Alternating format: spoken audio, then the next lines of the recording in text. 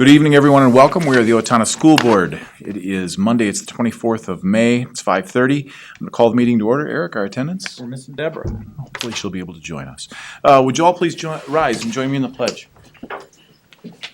I pledge allegiance to the flag of the United States of America and to the republic for which it stands, one nation, under God, indivisible, with liberty and justice for all. Our first item tonight would simply be to approve the agenda as it has been presented. So moved. Second. We have a motion and a second. Any further discussion on this? Hearing none. All in favor with an aye? Aye. Any opposed? That motion carries. I'm going to turn things over to Mr. Elstad for our mission moment. Great. Mr. Chair, members of the board, audience members, thank you for being here tonight. I will have to tell you, I have so missed people, and seeing people in our boardroom tonight is just so heartwarming to me. So thank you for being here. We're starting out tonight, we start every board meeting by honor either students or staff that are part of our mission moment. Our mission is inspiring excellence for every learner every day. But within that, we have 4 commitment areas. And one of those is 21st century learning, equity, safe and caring community, as well as high quality teaching and learning. Tonight, members of the board, I'm happy to present to you some recipients of, I think, some pretty high quality teaching and learning, but also just demonstrating leadership and certainly the ability to not only get things done in the classroom, but also in the extracurricular activities. We have honored some of our student athletes in the past.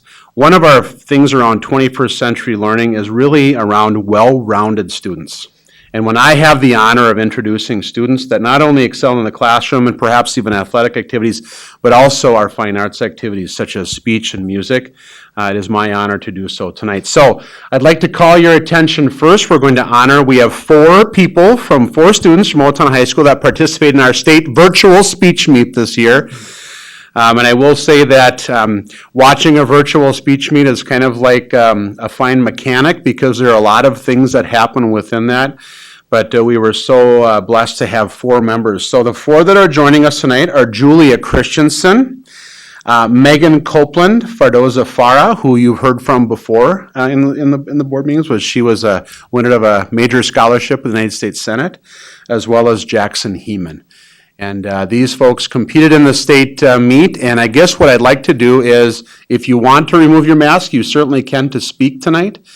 Just tell a little bit about the area that you performed in at the state speech meet, and maybe what your place was or what you're most proud of, if I could ask for that. So, Jackson, do you want to start? Yeah, so at sections I got 3rd, and you need to place in top 3 to go to state, and it was just such a fun experience. I am in drama, so I take a piece from a play, cut it down to about 10 minutes, memorize it, and then perform it. It's typically a sadder type of piece, but it was a lot of fun this year. Different, but fun. Very good. Thanks, Jackson. Megan? I am in extemporaneous reading, which means we have a book, and at each meet we draw 3 passages and choose the one we're going to perform, and we never know what we're going to perform. Extemporaneous. We have 30 minutes to prepare, which, makes it kind of interesting. And I just love the category. You get to do all kinds of character voices and kind of some drama, and there's some happy and some sad passages, and it's just been a great experience, and I just think I've grown so much as a speaker. I got 2nd place at sections. At states, I did not make it to finals, but I had a great experience, and I learned so much from the other state competitors. Great. Thank you, Megan. Julia? I am in humorous interpretation. I have a 10-minute script from either a play or a book or something along those lines. Similar to Megan, mine has a lot of characters, and mine was about a Tupperware party this year.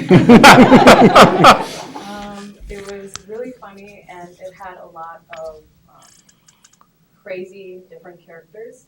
I placed 6th place in finals, and it was such a great experience, especially since I was among these awesome people. Thanks, Julia. Fardoza. I'm part Cardoza. I do discussion and speech. So pretty much what that is kind of like debate and Socratic seminar in a form of a discussion. Our topic this year is global wellness, so that ranged anywhere from racial issues to the health industry to economic issues to a lot of different stuff with global wellness. And I did get to place a state this year. I placed 7th overall. Pretty proud of that. And state speech is really fun because I did get to spend it with some of my closest friends. Very cool. Thank you to all of you. Congratulations to all of you for not only doing so well, but representing Owatonna High School so well. And at this point, board members, I'd like to open up for any questions you might have or comments for our state speech entrance. I have a lot of questions, but you don't have that much time. So, but I'm just so glad you're here, and congratulations to the 4 of you. That's just so exciting. Well, thank you all for inviting us. We really appreciate that, and we're honored to be here. I'll just make a comment. I have to tell you guys are so inspiring, even to have 4 of you go to state. So I watched my children move through these stages, and some of you might know them or have competed with them. I found the work and the effort you guys are putting in really will pay off. I mean, it's great life skills you guys are grabbing onto. So congratulations to each of you to get to state. It's really great. How many are seniors? And I would add too that Megan has been selected as a graduation speaker this year as well. So she's going to take, I don't know if we're going to use cartoon voices or other voices. Maybe though, you never know. Megan, what are your plans for next year? So next year, I'm doing a transition program for a year at the Academy for the Blind, just to make sure I'm well prepared to go off on my own, and then I'm going to go off to school for court reporting, and then maybe from there, if I find I'm interested in other areas of law, move on to that. For you.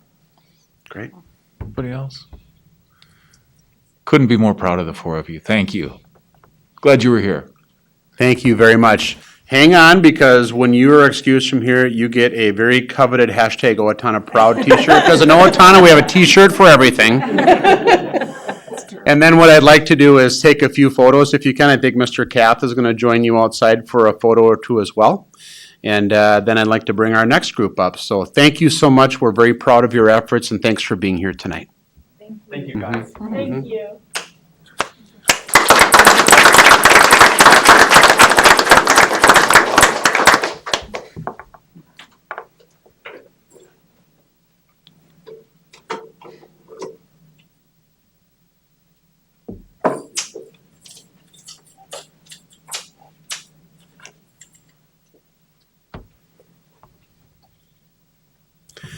Okay, now we are going to have 3 of our 4 music award winners. So Elise, Sam, would you prefer Sam or Samuel? Sam. Sam was good, okay, all right.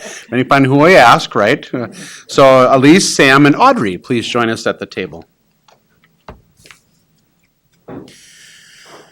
So as many of you are aware, certainly our board is aware how important music and fine arts are to a well-rounded education. And certainly Owatonna High School has had a long tradition of outstanding musicians. These are 3 of our latest, most outstanding musicians. This year, I was able to take in band, orchestra, and choir concerts in the last couple weeks. And I don't know if I left any of them without tears in my eyes, but that's beside the point. But I would tell you that this year there were the John Philip Sousa Award winner that's really given by the high school band director to any student. It is restricted to 1 per school per year, or 2 in the rare event of a tie, which is exactly what we had this year. This award recognizes superior musicianship, dependability, loyalty, and cooperation. And this year, the John Philip Sousa Award winners were Elise Egbert and Sam Bugler. So welcome. We'll talk a little bit more about you in a minute. The National School Orchestra Award is the counterpart to the Sousa Band Award. It's the highest honor that you can bestow upon a member of a high school orchestra. And it recognizes excellence in playing and contributions to the ensemble. And this year's National School Orchestra Award winner was Audrey Franklin. And then not here this evening, but just learning of this award on Friday night, The Choir Directors Award is honoring outstanding members of the junior or senior high school chorus, and that award winner this year was Zach Liebel. Have been able to watch these musicians. In fact, I've got to perform with a couple of them before, which was even more fun. But we're just so grateful to have such young, budding musicians. I just hope that you continue to expand your music as you move forward, because it's kind of that love that you establish that just goes on for life. I hope all of you have plans, if it's not at the collegiate level, that you're performing with chamber groups, community groups, because they need to hear you and hear you play your instruments, that's for sure, or sing. So with that, congratulations and thank you for being here tonight, but I'd like to turn it over to board members if you have any questions of our music award winners. What instruments do you play? I play French horn and trumpet. I play percussion. I play violin and piano. Are any of you planning to pursue music, like in your next chapter? I'm going to keep playing drums and play in the jazz band because I'm going to go to Drake University. Okay. And I'm going to get a music minor, I think. Nice, good for you. I'll be playing and singing in college as well, and then I might be getting minors. I'm sure. Nice. Where are you going? University of St. Louis. Oh, great. I won't be majoring or minoring in music in college, but I will definitely be playing ensembles, probably jazz and concerts. Good. So. Good. Thank you. I have, personally, I have a son that plays the cello, and he has come home a couple of times admiring how well Audrey plays. And you get to hear that every once in a while when your own kids are really providing testament to that. So we're just so grateful again to have you here, and I'm so grateful that this community really honors music. So with that, you get to leave here and get one of those coveted t-shirts as well. But thank you again and congratulations and good luck to you as you branch out and always keep music in your heart. Thank you. Thank you. Mm-hmm. Yeah.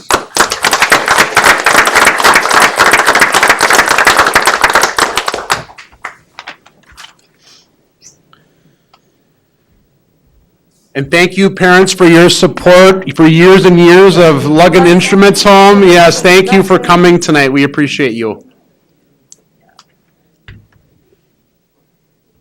And that concludes Mission Moment for this month, but what a really special time. Yeah. That is great. As we move on, item 5 tonight, which is our public forum, was there anything that was turned in? Anybody? I did not receive any cards this evening regarding public forum. Okay.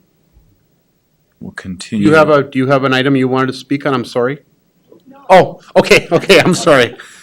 No, I did not receive any cards this evening. Okay. All right, very good. We'll move on. Right. Out of respect for the students as they were here in the room, and keeping some consistency, we asked for masks, but now that the students have departed, feel free to demask. I'm going to turn things over to Mr. Elstad for some introductions with Mr. Cath. Well, we're going to just take a brief pause because I'm sure Mr. Cath is out taking photos right now with some of our students. But we have slowly, you have been getting reports from our OHS Career Pathway initiative moving forward. There are some items tonight that I think Mr. Cath is excited to share with you in regards to updates, but also a couple of the things that I think are, I don't want to steal his thunder, if you will, but have made remarkable progress with our staff, because it isn't just flipping a switch and saying we're going to do career pathways now. It truly is finding a way to invest in what we're currently doing so that we're not replicating our efforts, but also looking where are our weak spots so that we can start to backfill courses. And so as he returns, he will explain to you kind of where we're at in this process, along with explaining the materials that were given to you tonight. These brochures actually were created by OHS staff, and they really call out kind of and lay out a pathway for students. So Mr. Cath, right on cue. So I'll turn it over to Mr. Cath. Yep, and you can feel free to remove your mask now that the students have gone, Corey, so thank you. Let me just put that here.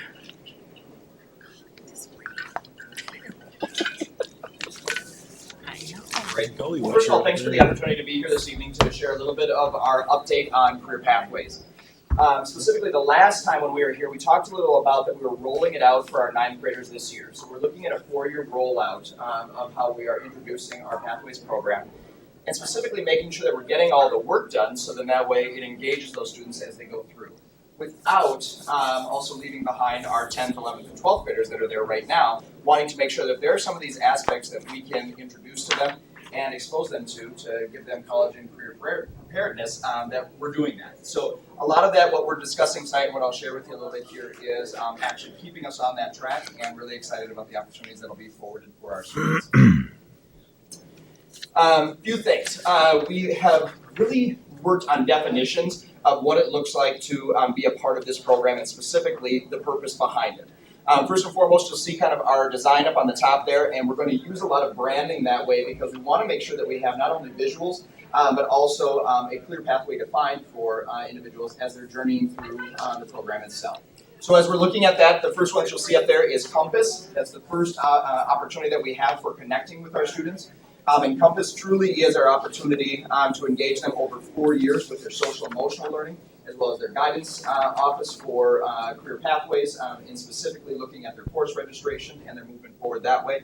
But just ensuring that they have a broad compass or a guide throughout their 4 years that they're prepared for. Then encompass within career pathways, ensuring that our core curriculum is solid, that it is a solid tier 1 for every single student, that there's a guaranteed curriculum for everyone that is viable, that guides them for the required courses they want to take, but then also further engages them in areas of electives and career preparedness for courses that are very specifically designed for a field of study. With that then comes global electives, and global electives are those areas where students will get an increased worldview, specifically areas of like world language, music, our arts programming. All of those then encompass a well-rounded student, and we want to make sure that students are exposed to those as well. And then that leads us to our specific pathways and capstone opportunities for students. When we had discussions over the last 2 years, one of the things that we really wanted to make sure that staff knew is what Career Pathways is designed to do, as well as make sure that we are defining what it is not intended to do too. Because there are times where you design a program or design opportunities for students and they have an unintended consequence. And we wanted to make sure that we were very articulate in ensuring that what we want to do for students is there, and that is our motive and that's our goal, but that we also are sharing what we don't want it to end up doing for students. And so I think that's important for us to look at. Career Pathways is designed to give all Owatonna High School students a competitive edge. That is exactly where we want to be. We want our graduates to have the edge over all other graduates throughout the state of Minnesota and throughout the nation. So they have and are exposed to career readiness, or specifically career areas that no other will have access to. Second, make sure we engage students with a compass team and an education that is aligned to their individual passions. So again, we go back to that idea or concept around individuality and ensuring that every student has an individualized plan for their education. Third, we want to design and define our course pathways that align with rigorous post-secondary education and our career standards. We want to make sure that we have opportunities around advanced placement, college in the schools, PSEO opportunities for students, as well as rigorous areas that are designed around our CTE, or our career and tech ed areas. Create local partnerships, ensuring that our business community is really streamlining and aligning what our curriculum is, because it meets the needs of their businesses. So when they are hiring our students, they know that they have individuals that are well trained and well aligned to work within their career areas. Make Owatonna High School an essential driver in our workforce training and development, so that our students are ready when they get that cap and gown and walk across that stage, that they are ready to enter our workforce and are competitive in all areas of industry. And then last but not least, give families resources in their college and career planning. And so I gave to you tonight 4 brochures as well as an alignment configuration. And these have become kind of our guideposts for our students. So from 9th all the way through 12th grade, these are aligned to guide questions and answers for families as they're starting to look at what their journey and what their pathway should be all about. It provides the essential questions for families as they then start to navigate what 4 years of high school should look like, as well as what 4 years of a pathway structure or a pathway program should offer their student. Beyond just asking some of those questions, it's also going to go deep into how you are aligning the choices that you're making with specific career areas, as well as then essential questions about how are you selecting those courses? What are those things that align with skills and assets that you bring to the table, or just career interests that you have? And then last but not least, provide students with guideposts of things that they can do within our Naviance program, which is aligned through our Compass to ensure that students have an online platform for all of their learning, as well as then it aligns well with them for some of their research for college and career interests that they have towards the future. As you look at these, they are very different. Ninth grade starts with not only trying to understand yourself, but to understand your school. What role do I play in our school, in our building, and how am I exploring different interests that I have, not only in the classroom, but also co-curricular. Then as you go into 10th grade, it starts to really begin to define your compass and your pathway. Start aligning it to then how are those courses that you are choosing, how are they aligning now towards capstones and experiences that you might have post-secondary. Then 11th grade specifically helps students to design and define what their capstone experience is. So in other words, are you taking an alignment of courses that will provide a field of study or an area of study for you that would allow you to get a certification, maybe some college credits right away, or a specific mentorship or an internship within our own community within a business area. And then last but not least, 12th grade, putting all those pieces together and making sure that they're well aligned so that our students, by the time that they're done in June, that they are ready to hit the ground running and feel supported throughout their journey. So a lot of work has been put into these brochures specifically to assure that they align our families to what our scope and sequence is as well. One thing that we've been working very, very hard on this year is to ensure that our families have that structure too, so that it's not just about us trying to provide that for your child, but that we as a team can make sure that your pathway is well defined. And what Career Pathways is not, limiting choice or promoting a single pathway. We have decided as a team and as a school that we do not want to limit a student into just one pathway. So they don't define themselves as just one, but they can explore multiple pathways along their journey at OHS.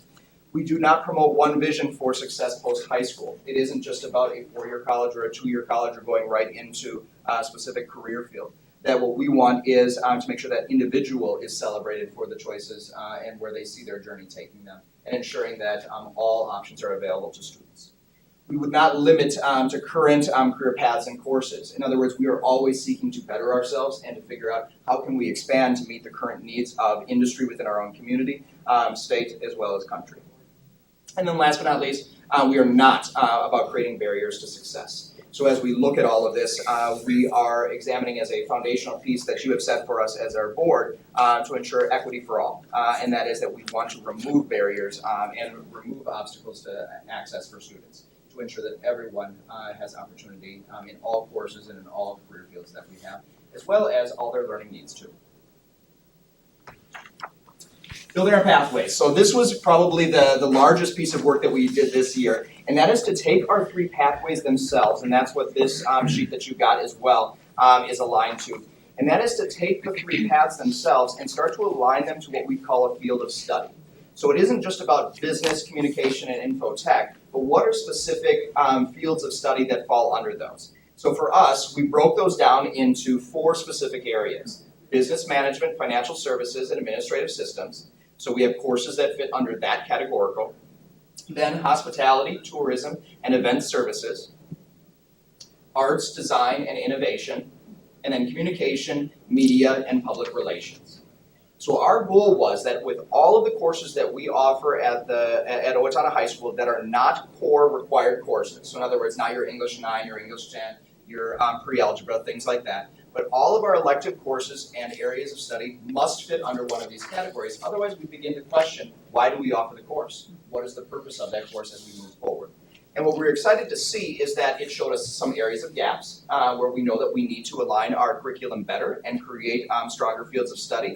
But it also showed us that there are some areas that we are well defined in fields of study and opportunities for coursework. And so on the sheet that you got, it also further delineates the actual courses that fall under those categoricals.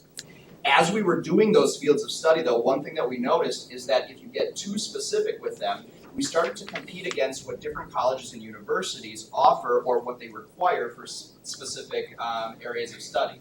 And so we had to keep them broad enough so that it gave access points for all students, but we didn't want to get them so specific that we started to compete against who I shot for that, and now my college that I would like to go to, I didn't take some courses that would be required in their definition of that field of study. So we were very careful in how we aligned these to ensure that students always had options as they were designed and developed. Corey, Yes. how many, in going through this process and aligning everything, how many courses did you get rid of? I would say as of right now, we have not gotten, thrown out any Yeah. courses, but what we have noticed is that we know that we need to redefine what some of those courses are offering, and specifically what the curriculum is going to align to, because many of them do have kind of they have an origin within a pathway, but now they have to be further defined for it. So for instance, one would be like a youth service leadership. We know that we want that to be a precursor to our Grow Your Own or our Intro to Education. And so because we know it's a great mentorship opportunity for students. And so when we're looking at that, we want to further define where the curriculum is. So it's kind of pushed us that way to take a look at it. Further though, on the opposite side is that there are some courses that we've looked at to say within our physical education and health, and specifically in PE, about where does team sports fit in? Where do some of those courses align with some of the health and wellness, and how can we further expand those to ensure that then they help a student define where their career pathway might be. And I imagine you review classes and courses every year, every couple of years to make sure they're where they're supposed to be. Did this make that process easier and more efficient for you as far as, okay, here's the course, here are the gaps that aren't necessarily meeting with the goal and the direction we're going with, or did it make it trickier with? I definitely would say trickier. Trickier, okay. And the Okay. reason is because we started to define what is our purpose and mission in the courses that we are offering. Yeah. Because students, and specifically courses compete for kids, and that is, which course do I want to take? What best aligns with where I see myself moving forward? And so as we started to define this and look at, this is our passion, this is our mission, this is what's guiding our students, because we know that these are going to set them up for success, college, career readiness, post-secondary or post-high school. How do we want to make sure that our courses are aligning that way? Now, with that though, I would say that it just created more questions for us of how can we further define and align them, which then is going to really be successful because we will be able to see how all of our courses align to a specific career or field of study for students. And students are really excited about that because now they're going to see how, if I take these three in succession, or if I look at the course offerings in this area, that it will lead me to a mentorship, an internship, a inquiry project that I could do, or a specific capstone experience that is unique to that field of study. And so that's what we're excited about because it will start to expose greater depth of learning for our students, which is truly what we stand for. Wonderful, Can I thank ask you. one more question as long as, can you go back to a comment you made about the not going too deep into the subject matter so that you're not competing with college Oh, yeah. expectations? Say more about that. I'm not sure I So understand. for instance, let's go on to the second one here, which is the health sciences and human services. In the area of health sciences, we could have looked at pre-med as a specific field of study and just talked about pre-med. If we would have gone as tight as pre-med, what would have happened then is we would have had to look at all of the colleges that offer pre-med and make sure that if we were trying to share with a child about, hey, this is what you need to make sure that you're competitive to go to college and be successful in this field of study or this next course of action that you would need to take, here's what you would need. Well, what we started to find is, whoa, all of those colleges are very unique and different in the scope and the focus that they have, that if we would have guided a student to say, this is your field of study and how focused that would be, we all of a sudden said, we have to step back from that because that truly isn't our goal, is to tell them exactly that you're getting ready for the U of M pre-med program. What we want to say is that we are introducing you to a field of study that will make you competitive anywhere you want to go.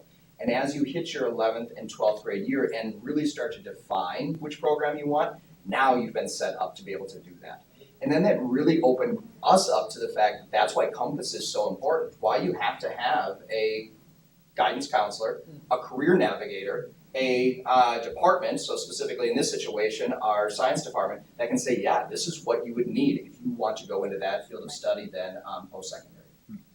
And so that was trial and error. We really learned that as we started defining this and creating it, is that we wanted to make sure that we kept the avenues wide open for our students so that they were as competitive as they possibly could be. So within health and human services, we have the health sciences field, we have education and human development, human services and wellness, government, law, and public safety. And we're really excited. There are about 3 areas in here that we right now have departments looking at for next year, adding some courses to that. We're very excited about some of the refinements in these areas, and students are guiding that conversation about areas of interest that they have. But right now, we don't have some course offerings within, and so we're excited to add those to it.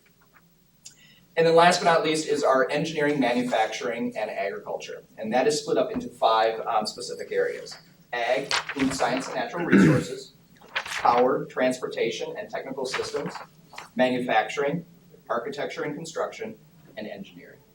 And so we have, as you can see, through these specific areas or courses that align to fields of study, and then right now then developing and initiating internships and mentorships that students would have, as well as certifications that students can get that will allow them to enter specific careers.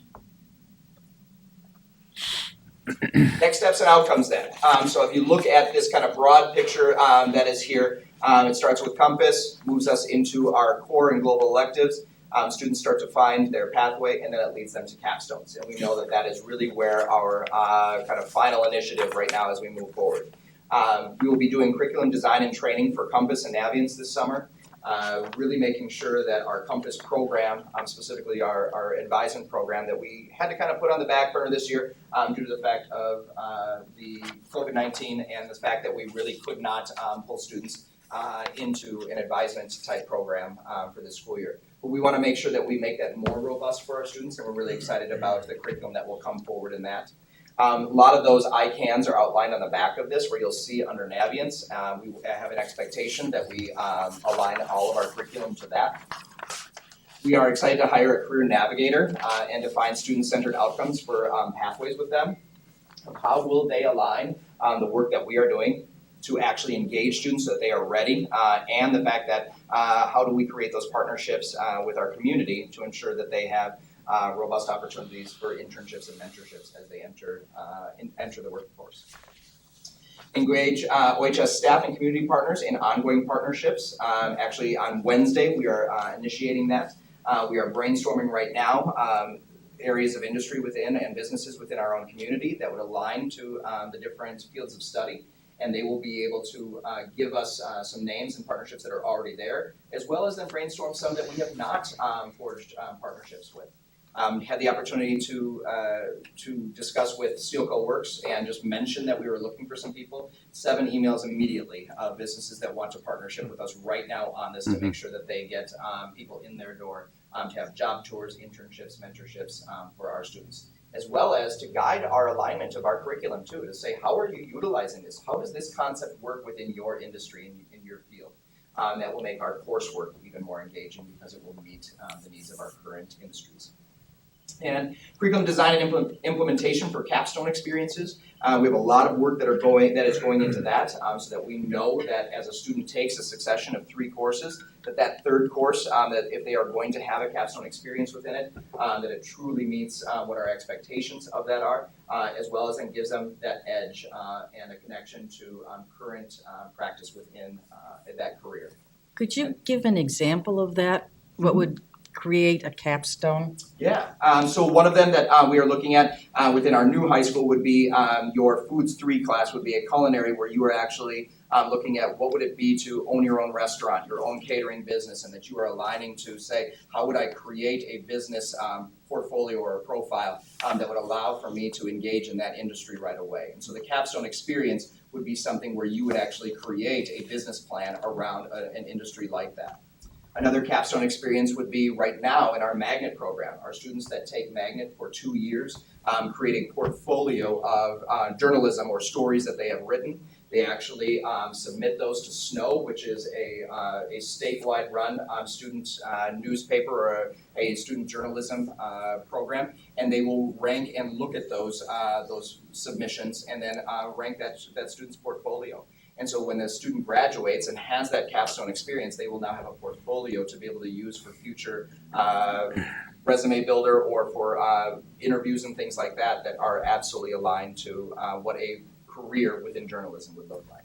So we want it to be as real as possible so that capstone experience really is because of a succession or a focus of multiple courses that prepare the student to be able to create that capstone.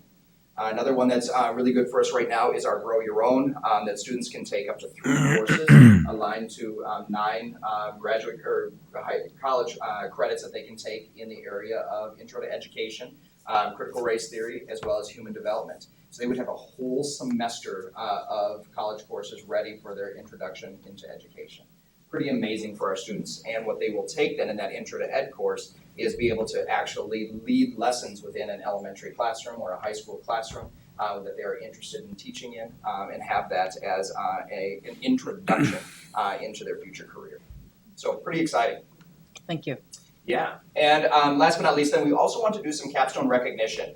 Right now, we know we want capstones placed on a student's transcript because it will be a great discussion point for our school. It'll be unique to Owatonna High School to be able to have that on our transcript. But on top of that, then, it will be an opportunity for us to recognize our students that have hit those milestones and have taken it upon themselves to complete a capstone because of a succession of courses that they've taken.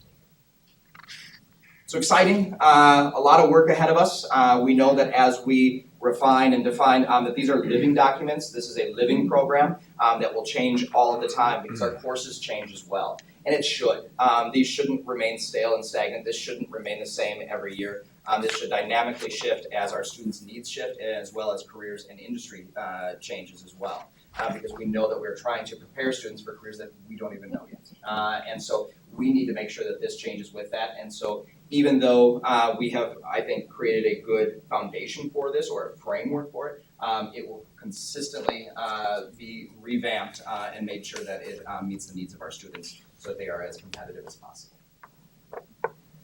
With that, was a lot of information to go into, but I'm really excited about it. And as you look through these, if there are questions that you have, but just know that our families will be presented this fall. Our 9th and 10th grade families will be coming in.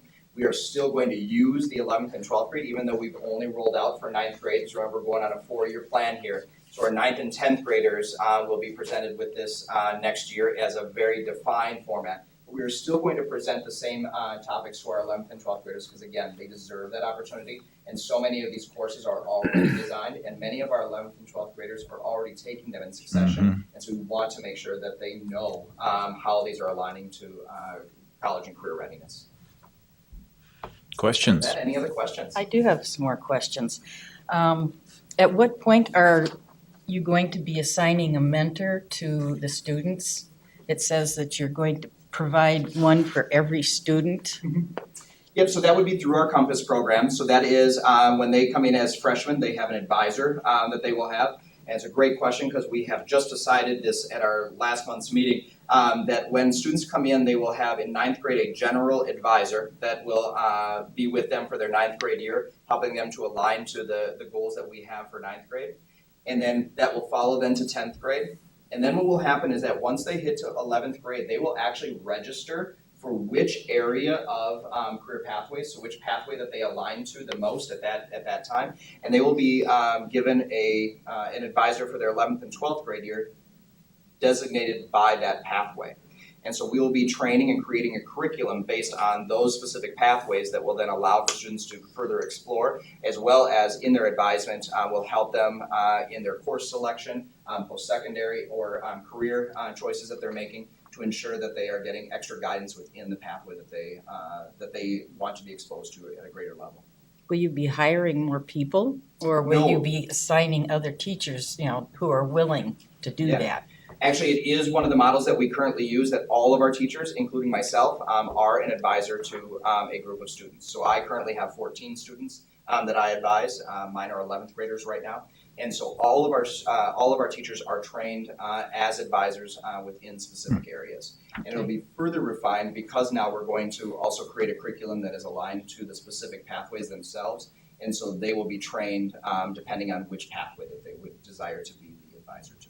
Thank you. And so we're really excited about that because I think it will be more meaningful for our students too, that it isn't about 12th grade or it isn't about 11th grade. It will truly be about now as an 11th grader and you are interested in the health and human services, how would you start asking those questions? Which courses are you taking right now to explore within that? And then making sure that the curriculum itself is specific to that. And so, for instance, Made in Owatonna Days, we really are excited about actually using Made in Owatonna Days to drive for each of the 3 pathways and make sure that that is really meaningful for our 11th and 12th graders that way. Just a couple of quick questions. I saw in the 9th and 10th grade, 4.5 courses, right, are kind of prescribed or required credits. Yep. So then the electives are about, what, 3.5, because we're still. Yes. Okay. Yep. And what happens in 11th and 12th? I guess I'm interested sort of in the elective. How much room is there for electives, or what does that look like? Yep, so the average student has around 14 electives that they would have throughout so about half of their curriculum is electives. Now, it all depends on where a student wants to go, because they may have, we may only require 3 math courses, but their field of study that they would like to go would say you need to take 4 math courses because that is a better alignment for where you see your career field. Within that, it might say that you only need to have 2 years of a foreign language, 4 years, or some would say you don't need any foreign language within your field of study that you want to go into.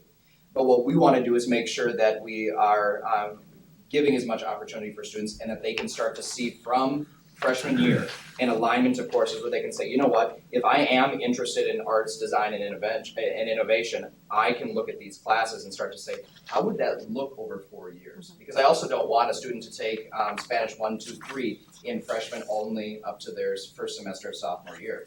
What are you going to do in 11th and 12th grade and how that actually contributes to the work that you're doing in whole scope if learning a foreign language is important to your career? And so how do we design a 4-year? But we also know that freshmen, it's a freshman. They're brand new to this, and they're trying to figure out, what are the courses that I want to take, and we want to make sure that we don't bombard them with decisions that they have to make on their own that are not supported. So in other words, as we design this and as we look at it, who is going to be there on their team to help align that? And this is probably the first step to do some of that because most of our parents just see it by departments, math department, art, family, consumer science. They don't start to see it in career fields, and this will really shift the way that we have those conversations. Thank you. Can I ask a very quick follow-up to that? Initially, when this was rolled out, this seems much friendlier. It seems as though the students have much greater flexibility with their additional courses and that they don't have quite as much in the way of the required courses. Am I reading that right? We have not changed requirements, I will tell you that much. So this has not altered that at all of what is required of a student as they go through their 4 years. But what I think it does is it aligns it better so that it is not as confusing. So students are starting to see that all of my courses align and can point me in the right direction as I start to see some areas of focus that I want to have. In other words, it isn't just about a 9th grade year, 10th grade year, how do I fill in the electives, but to start saying, we need to look at a 4-year plan that actually is designed around some areas of interest for you. Thank you. It starts to give them a broader picture and gives them, rather than filling in boxes, which are your 4-period day, it's actually more meaningful and purposeful to say, no, let's make sure that we're filling those in with areas of interest that you have. And so as you start to break that down, families look at this and go, oh my gosh, they have a lot of opportunity to take elective that very much aligns to their interest areas. How do I make sure that we don't just front load it or back load it in their senior year? And we tell parents that students need some of those interest areas in 9th grade. Don't just give them all their generals and just and go heavy their freshman year. Let them explore something that might be brand new to them or a career field that they want.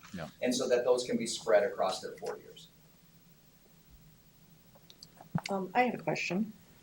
So again, feel like I'm aging myself, but there used to be, I think, Thursday morning meetings or Tuesday morning meetings, whatever those used to be called, TMMs. Yep, you're right. So I don't know what the T stood for. So, so my understanding of that was that it was kids that basically were similar alphabet and they were in a room. Are you going to try and gear that toward the, at least junior year, to be more based on their areas of Absolutely. interest? Yeah.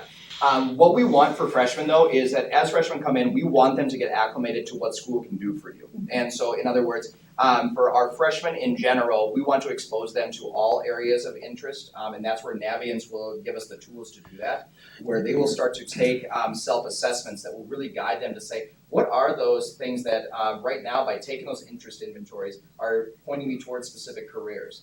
And then as I look at those areas of interest, which ones actually stand out to me as, you know what, those do truly align to what I'm interested in. And so we know with freshmen that we want that, as well as just to allow them to understand that high school is very fun. It's an opportunity for you to engage, get connected, and build incredible relationships that are meaningful for those 4 years.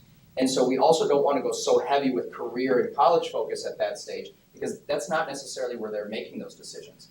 Where they're making those decisions in 9th grade is whether or not I'm going to graduate and whether or not school is for me. And we know that through Link Crew, and we know that through good research, that 9th grade is a year that a student makes a decision of, is 4 years, and am I going to get out of here with a cap and gown, and carrying that diploma. And so we know that's very important to get them engaged in really, really meaningful relationships. And so we're going to hold off on saying that you need to make a career or a college decision. I want you to decide that you care about your school and that you know that your school cares about you. And so that's what we're going to do in 9th grade. Then as we shift that focus and start to see where are you interested in, what does that look like, that's then where 10th grade says, now not only are you engaged, you know that you're cared about here, but now the courses that you select truly will have definition and meaning for you as you lead towards your future. And so 10th grade is then going to be about, why am I choosing the courses that I'm taking? Why are they of interest to me? And how do I go to the next step with those? Because then now they'll actually make me ready for college or for the career that I want to do. And that's where 11th and 12th grade, you will register for the Compass, or the Tuesday morning meeting used to be called. You will register for the Compass that will be aligned to one of the career pathways, and that will then really dig you into an opportunity to look at careers as well as college, as well as courses that are very much aligned, and then really encourage you to take a capstone that is going to allow you to be absolutely exposed in great depth to that area of interest. Okay. Excited for it. Yeah, very exciting, and I'm a 9th grade parent, so, or at least going to be, so, Yeah. very exciting. So one other question, so I know at least with my older 3, they struggled, they all took choir, Mhm. and so it was a skinny. Yep. And so I think every one of them ended up with a study hall. Yep. Have you looked at expanding more options so that there's something other than a study hall opposite of a skinny? Yes. So we're looking at many more options around what our band, choir, and orchestra schedule would be, but we also have Avid, we have Reach, we have a bunch of courses that truly are. That what we have done, and it's my old hat as creating the master schedule at another high school, is aligning those together. So in other words, it's not just about music kids, but you align a lot of those clustered programs that have to be, and then you can kind of divide and conquer by offering multiple skinnies at that time, which then also aligns to students' areas of interest. So in that way, they're not all forced into one course or one selection. And so Phil Wyken, who is assistant principal, he truly develops that master schedule and has gotten so good at making sure that we align that better, and we are moving even greater towards that. On top of that, we're also trying to make sure that we align our core curriculum to truly core. And that is that, so a 9th grader, when they come in for science, should not necessarily choose 3 different levels of science. When you come in as a 9th grader, you are better off having one area that then meets the needs of all of those students. In other words, that you have a core curriculum that is well designed to say that this is going to set you up as you then try to expand to maybe a college in the schools or an advanced placement or things like that. And so we are designing our 9th grade curriculum to say that you don't divide at that time, because actually what it does is it limits the ability for you to take other courses, because if we only offer 3 of that course, now you are stuck to take it in those 3 holes that it can be offered. So we are trying to streamline that so that in our freshman and sophomore years that we are aligning our curriculum better and that we are meeting the needs of the kids in the class rather than having to rename a class. And that, I think, people will grow to appreciate, because it truly is individualizing the learning while they're in the classroom, not by name only. Well, all I have to say is thank you. I mean, this looks wonderful. I love the fact that you've got these little activities that they can, you know, again, is that Awful Mom? that says, "Oh, do you want to get involved?" Now I have a list, so thank you. Oh, now you just can't get away from me when stuff like that, because I'm like, what are you involved in? And if you're not involved, I'm gonna figure out a way for you to get involved. Because they need that. They need to know that that's how you make those relationships or develop those connections among your peers. And so we want that for our students, and we keep pushing hard for it because Mr. Octokirk does an amazing job of making sure we have a robust offering within our school, as well as our advisors. Just there are so many individuals that are doing so much for our kids. We want to make sure they get connected right away, freshman year. Great, thanks. Yeah, thank you. To stay, let's see, I'm trying to think of how to word this. Do students have to keep a specific grade point average to stay in their elective classes? If they're falling behind in their core things, how do you handle that? Yeah, so what we do is we meet the needs of students as they're moving through any course. So if they're registered for 10th grade English and they are starting to fall behind, we have teams of people that will be there to meet their needs and to assist them. Specifically, the classroom teacher. The classroom teacher hits remediation and intervention at any stage of the course, and that's really what we're designed to do. But if a student is struggling, there are times where we will say that yes, you need to repeat a course, because if you did not pass that course and it is a requirement for graduation, you will have to repeat it. It could be repeated in numerous ways. It can be through night school, it can be through our summer school offerings, but it can also be a repeat within the school year. And that would, yes, take away one of the blocks of opportunity for a student to take a further elective course. But we also know that a student needs to meet those basic requirements of what an OHS or an Owatonna diploma is all about. But for the most part, what we do is we give the student multiple options on which to stay on track and to guide them as they're moving forward. Okay. But there is no GPA requirement for specific electives. There may be prerequisites for an elective, so you wouldn't take Spanish 2 until you pass Spanish 1, for instance. So there would be certain prereqs that you have to take for successions of some courses, because you have to prove mastery of some topics before you can move on to another one. Okay.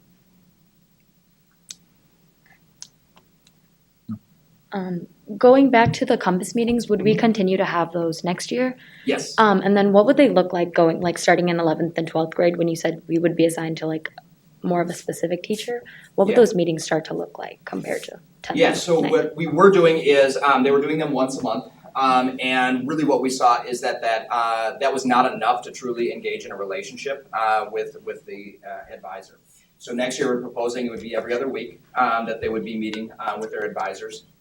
And then following that, we are looking at some point in time, we would like to see weekly engagements within Compass, because we believe that we can create a robust curriculum within them that are going to engage students and really have you guys truly see the meaning of this and saying, yeah, this is a time where I really am making plans and that I am engaged with this advisor who is answering questions for me that are going to help me take better courses, be prepared for college, and make sure that I am making sure my high school is even more meaningful. And so the idea or the concept behind that then is that as we get better at it, then we know that it's going to require more time. But so next year we're looking at every other week. Within that then actually looking at an alternative daily schedule around that, which would also involve some intervention time. But then once you hit that 11th and 12th grade, you would register for your Compass based on one of the 3 areas, and then you would be with 11th and 12th graders in that Compass. And what we thought was really beneficial to that was the fact that you would be with seniors who are making plans towards college, as an 11th grader being able to see that, and as 11th graders choosing core and curriculum and having exposure that such as Owatonna, made in Owatonna days, or if we brought in certain industry leaders to talk about internships and mentorships, that you are at different stages of what your development is in different courses. You might be at course 1 in a field of study, whereas somebody might be at course 3 in a field of study. And the questions then would be able to feed off of one another so that you would see mutual benefit from having 11th and 12th graders within that Compass. And that it isn't so driven by what grade you're in, but by your aspirations for what it is that you would like to do post-high school. Okay, that sounds really cool. Thank you. Yeah.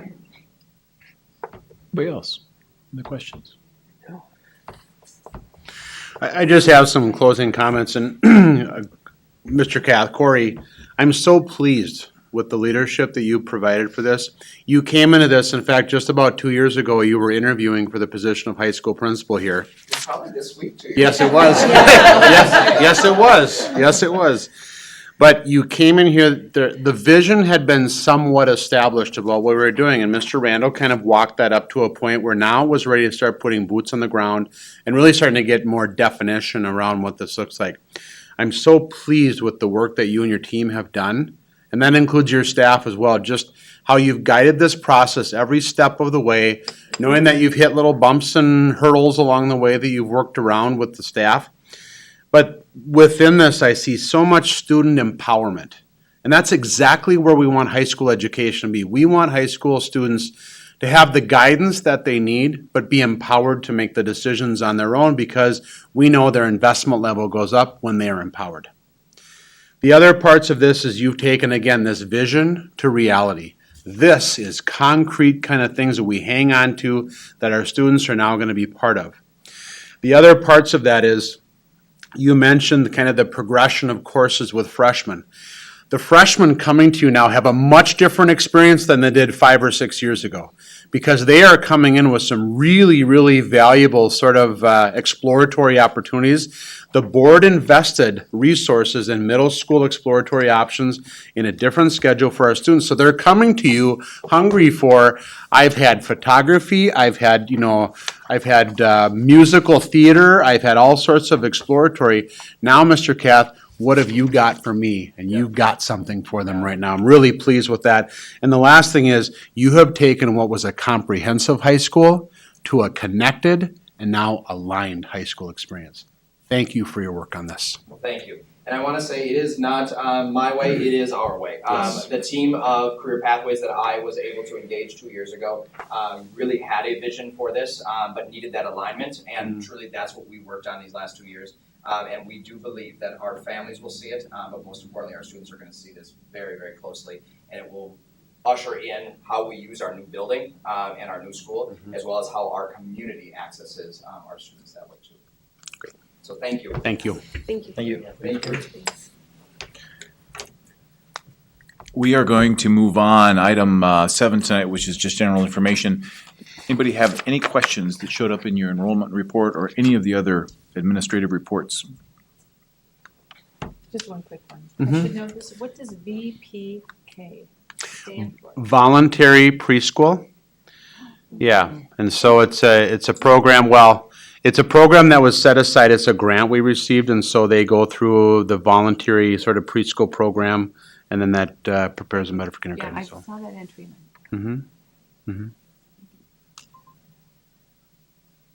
Any other questions? Questions for Amanda regarding the enrollment report?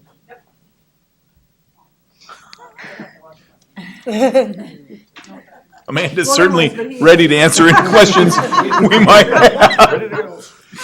Okay, we're gonna move on. Items for discussion, no action required, board forum.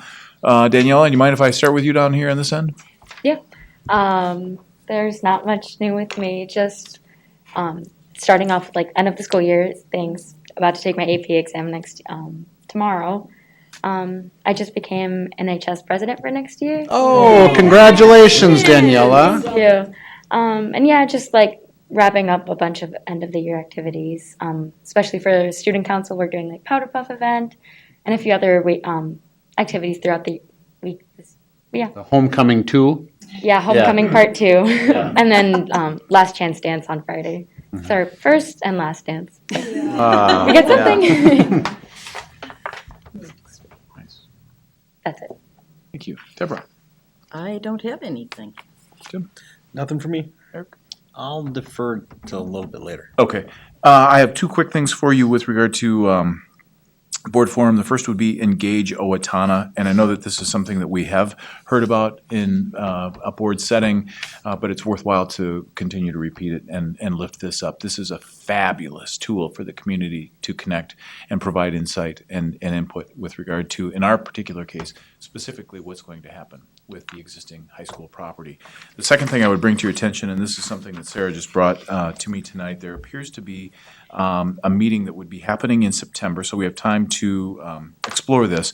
But the Steele County Historical Society is planning a luncheon as part of Women's History Month, and specifically, they're asking for a board member to attend the luncheon on behalf of the school district to participate in a panel discussion. And what they're focusing on is how did COVID challenge your school district, and how will it change education in the future? So if this is something that sounds appealing to you, sounds interesting to you, and you'd like to be a How long participant. is the luncheon? Yeah, well. We could talk for a long Might be there a while. time. But they would like to know by June 15th. So I'll circle back around with all of you at our next board meeting and re-ask that question. But I think the date of this September 9th. If you are interested. That's what I have for board forum. Lori? I don't have anything this evening. I have nothing. Well, I have facilities met prior to the board meeting, and the ground is officially broken on the new high school. Yay! They were able to start a little bit early because of the weather, but starting lots of utility work. 30% of the work happens underground, FYI, which is really 30%. So, Yes. off the top of your head, do you, like, what's the timeline for that 30%? Because we won't really see a lot of it, aside from moving dirt. His comment was a couple months Yeah. before you'd see anything above ground, Yes. Yeah. especially if we keep getting rain. I like know the this. rain is not helping their situation at all, but so that was a fascinating Yeah. little Yes, percentage it for is. me. So, but summer projects are either starting June 7th at a handful of the elementary schools with HVAC upgrades and updates, but the OEC has already started, and so they're doing their graduation ceremony out at the fairgrounds. And so, yeah, that's it from facilities. Anything to add to that? Nope. Beautiful. Hey, thanks. Okay. I'm going to turn it over to Mr. Elstad for some comments on the administrative report. Thank you. Just a few updates for you, and I'd like to keep you updated as to where the legislature is currently at. So you'll note that last week they parted ways, but they did set a budget target. At least there was a handshake on a budget target with both the Senate and House leadership. Within that budget target, we don't know specifically what that means for us yet from a financial standpoint. I'm assuming we'll learn about that as we move forward. This Friday is the last day for them to come to agreement on some policy terms. And so we'll see where that leads. All headed towards, it looks like, a special session, which I believe has been scheduled for Monday, June 14th, which coincides with our next school board work session. So I may have an update for you if they've taken a vote that day where we actually, Amanda and I have been talking a little bit about, we hope that they'll do some initial runs with the district runs so we can kind of see what the impact will be financially. One of the things that came from Melissa Ortman, who's the Speaker of the House, was about the historic investment in public education. And one of the things I want to be real leery on with that is they're tying one-time federal money in with that conversation. And while I recognize that the federal funding is really important to our district to help us recover from COVID, it's also one-time money, and there's a steep cliff with that. Because it comes to an end, those financial resources are gone. And so we do need the state legislature to continue to fund annually our school districts so that we can make sure that we are at least keeping close to what would be the rate of inflation. So again, we'll see what comes about, and maybe on the 14th I'll have further update with you on that. Just a quick COVID update, and perhaps we can kind of move away from these updates, but I wanted to make sure that you knew. The cases have actually cut nearly in half since last week. We're starting to see a real sort of progression in the right direction. We're seeing less students that have been impacted other than if they've been impacted by a family member. The Safe Learning Plan is still in place, and since our last board meeting, Governor Walz changed the mask mandate. But one part that was left out of his message was except in schools, because we do have a number of students yet that are non-vaccinated. And we want to make sure that they're safe throughout the rest of the school year. What I would add to that is the way that the Safe Learning Plan leads us to, we'll be expected to wear masks in school during the instructional day up through Friday, June 4th.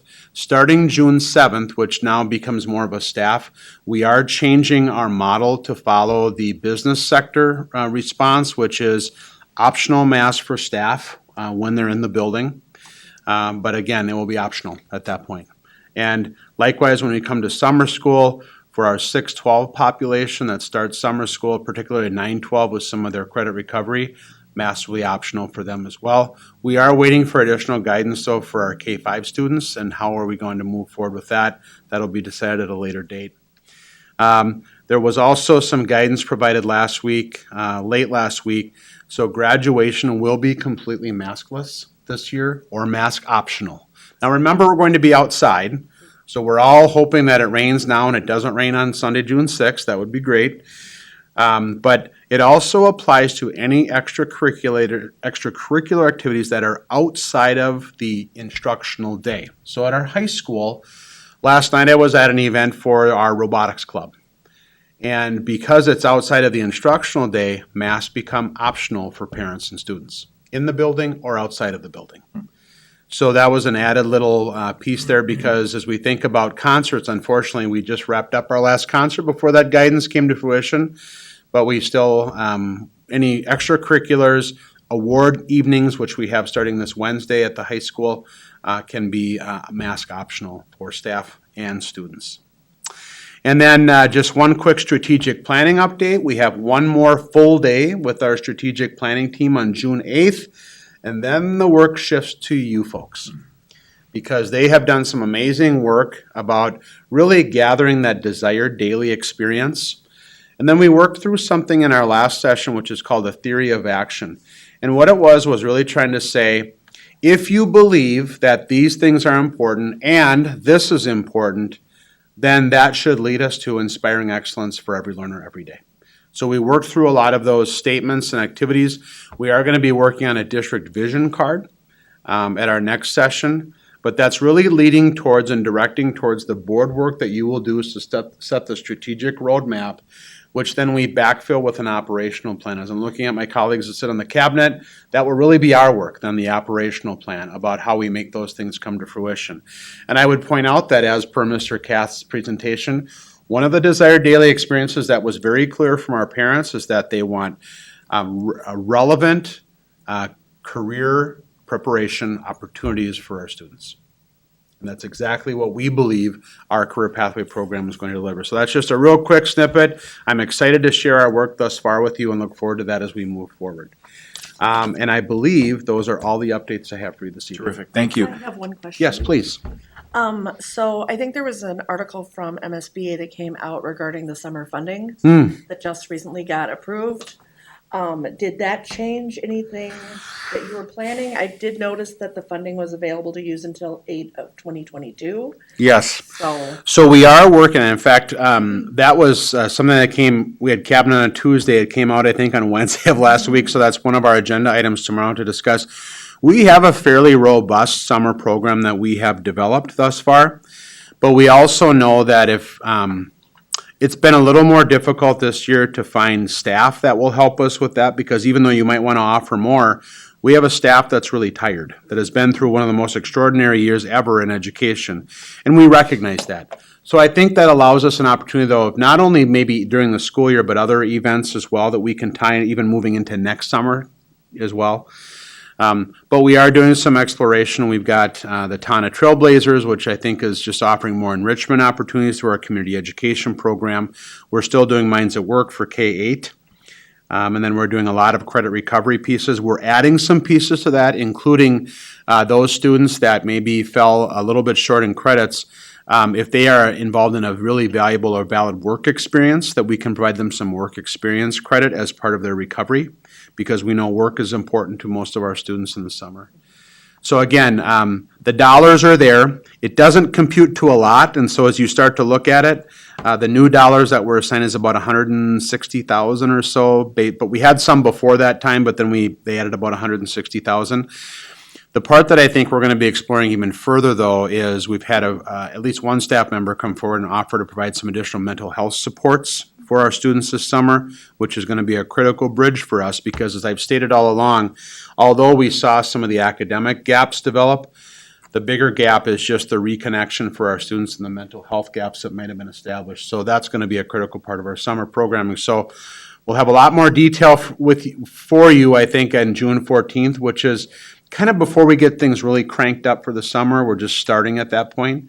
But I have a really incredible team of people that are 3 of which are sitting in the back of the room that are helping us craft that and staff it and fund it. And so we've got 3 critical people right here to do all that. So, yeah, thank you. Thank you. Board representation at graduation is Nikki and Tim. Perfect. That's fun. It's a great day. Yeah, it will be a great day because we won't have to honk horns when they announce names. Have sunblock. Yeah. In black robes, so prepare. Yeah. Yeah. Okay, good. We're going to move on. Consent agenda. Quick reminder here is we are approving the minutes from April 26th and May 10th, the disbursement and personnel reports. Does anybody have a reason to believe that we should pull anything out and vote on it separately? Hearing none, we'll entertain a motion. Nope. I move to approve the consent agenda. Second. We have a motion and a second. Any further discussion? Eric, we'll take the roll call. Yes. Jolene? Aye. Nikki? Aye. Lori? Aye. Mark? Aye. Deborah? What are we doing? This is Are we agenda. It's all together. putting all agenda. these things together? Correct. Yep. Okay, aye. Section 9. Tim? Aye. And I myself and I, 7-0 pass. Motion carries. Thank you. We're going to move on to item 10, where there's some board action that is requested.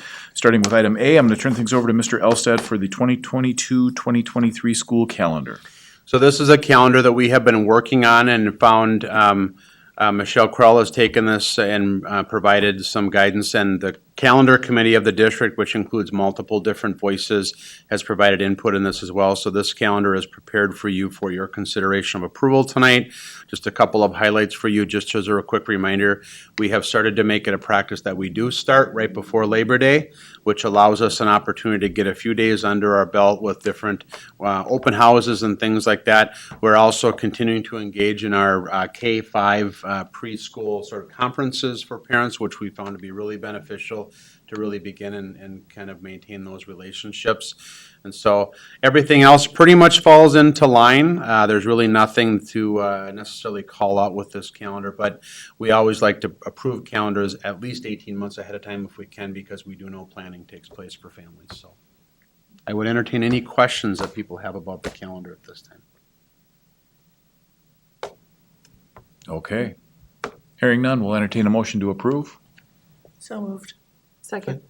We have a motion and a second. All in favor with an aye. Aye. Any opposed? Motion carries. I'm going to ask that Amanda Heilman make her way up to the table. Item B is the self-insurance, the final bid acceptance. Good news, right? Yes, good news. So, as you'll recall, this past school year, we made the decision as a district to move from the Southeast Service Cooperative to go self-insured, and that has proved very successful for us.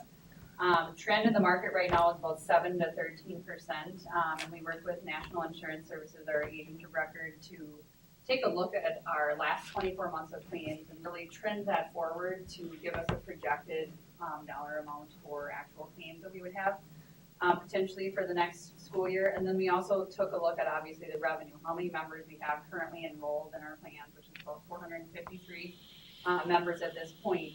And so when you compare those to what we actually came down to was we needed projected an increase of 5%. So we're below the trend of the 7 to 13.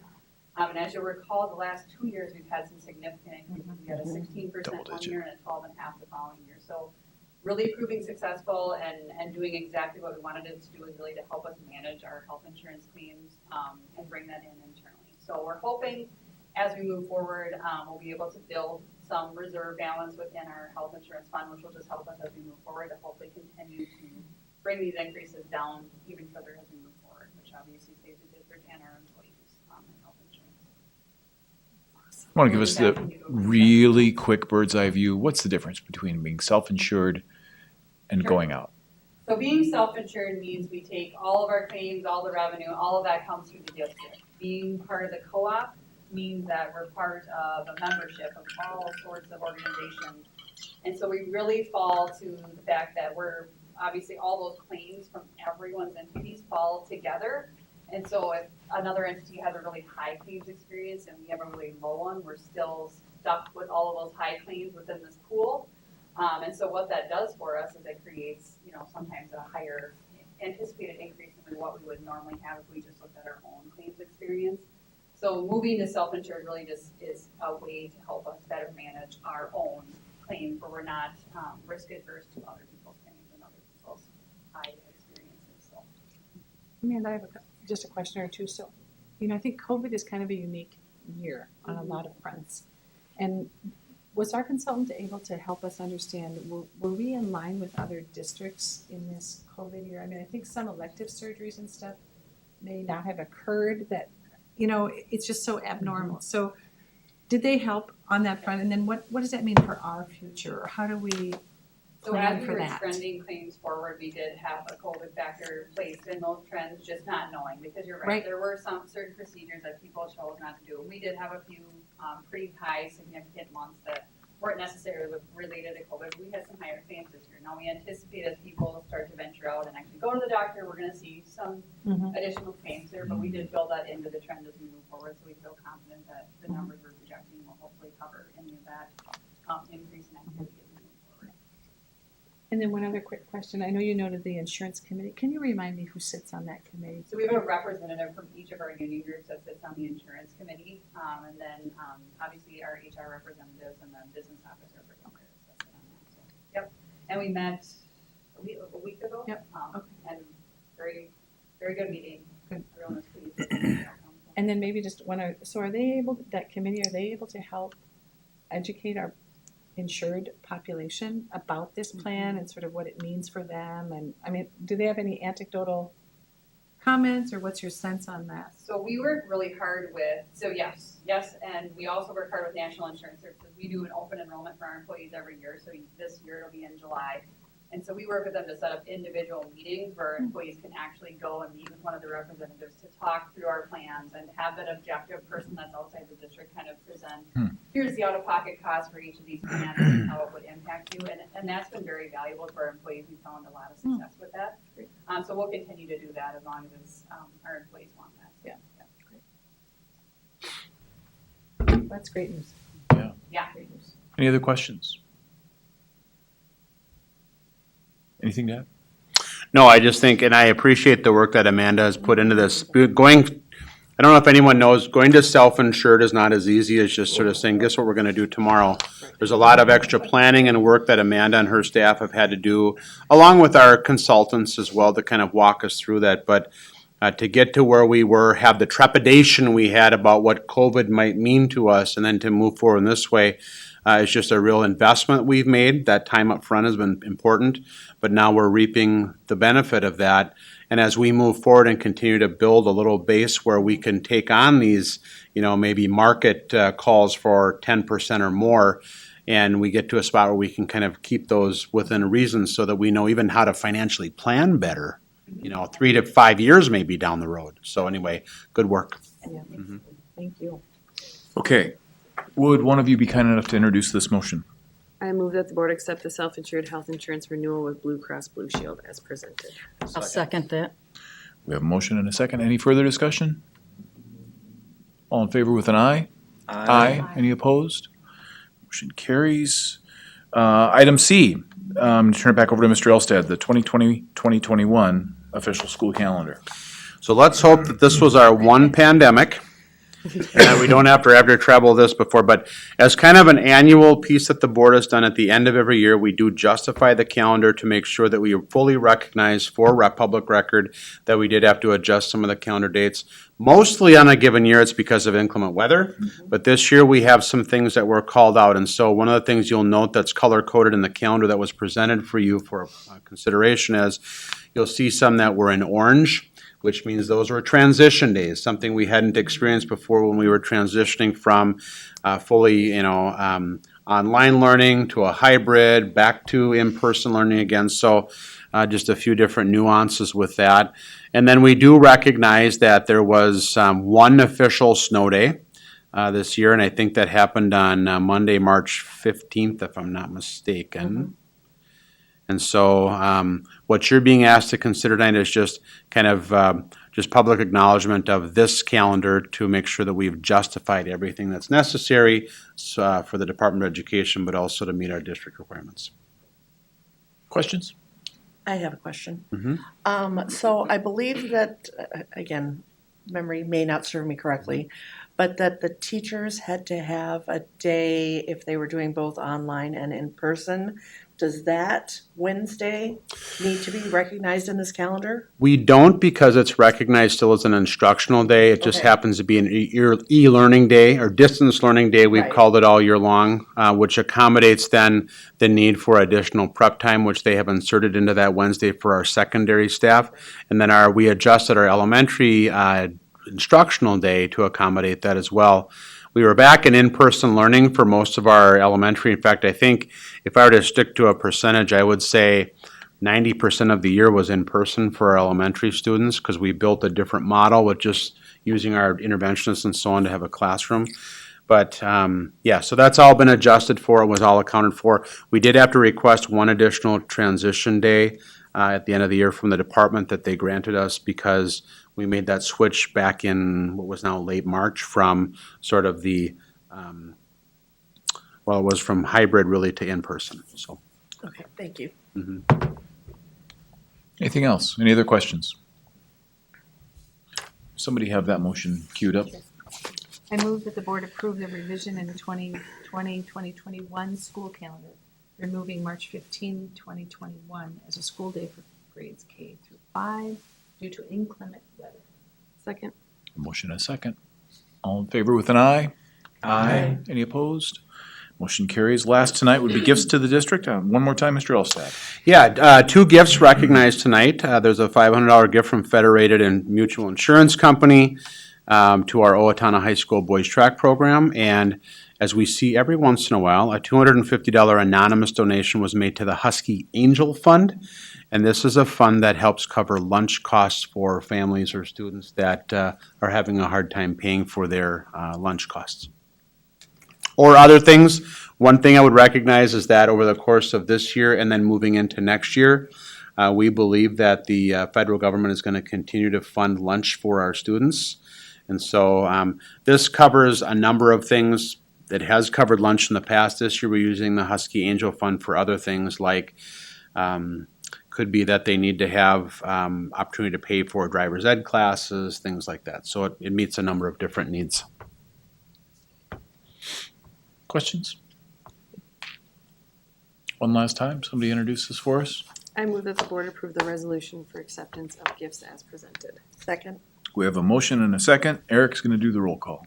Shalane. Aye. Nikki. Aye. Lori. Aye. Mark. Aye. Deborah. Aye. Tim. Aye. And I myself and I. 7-0 pass. Motion carries. Thank you very much. Felt so good to have people here tonight. It did. It really did. Oh my gosh, it felt good. And it was packed. For the students. That brings us to the end. We will entertain a motion to adjourn. So moved. Second. We have a motion and a second. All in favor with an aye? Aye. Any opposed? Good meeting. Motion carries. Thank you, folks.